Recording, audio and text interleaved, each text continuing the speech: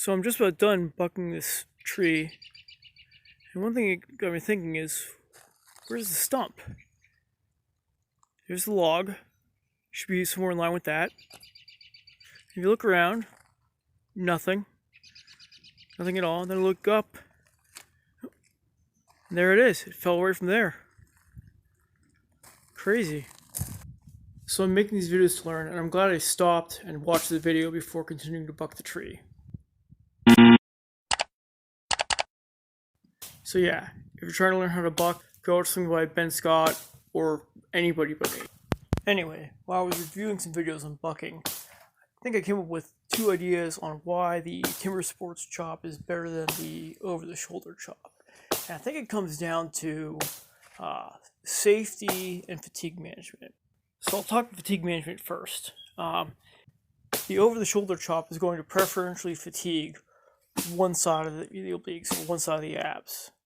The Timbersports chop distributes the force or the stress of each chop pretty evenly across the entire abdominals and the obliques. Think about carrying a 50-pound dumbbell in one hand for a half mile versus carrying two 25-pound dumbbells in both hands for the same distance. I think this would be more noticeable in a competition than, say, if you were working all day long, where you'd stop to sharpen your axe, smoke a cigarette, eat your lunch, whatever. So now I'll talk safety, although I really should have said injury potential. So if you're looking at the abdominals, they're not very large muscles. Cross-sectional area is what determines the strength of a muscle or actually any structure.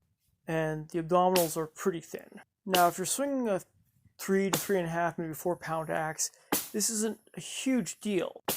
But when you start getting up into the competition axe they use today, where you're talking somewhere between 5 to 7 pounds, and you're going as fast as possible, now you're in a different ballgame.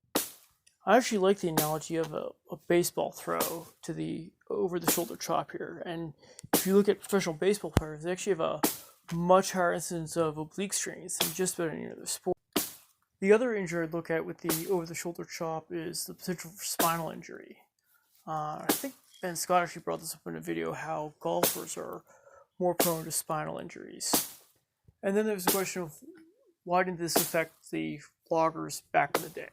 I think this comes down to two things. One is, again, the difference in axe weight with maybe about a 3-pound axe or so versus a 5 to 7-pound axe.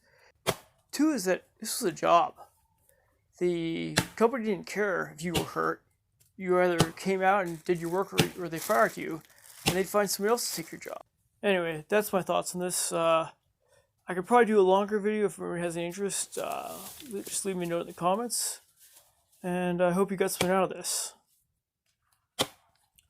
I know I've still got a long way to go with this stuff.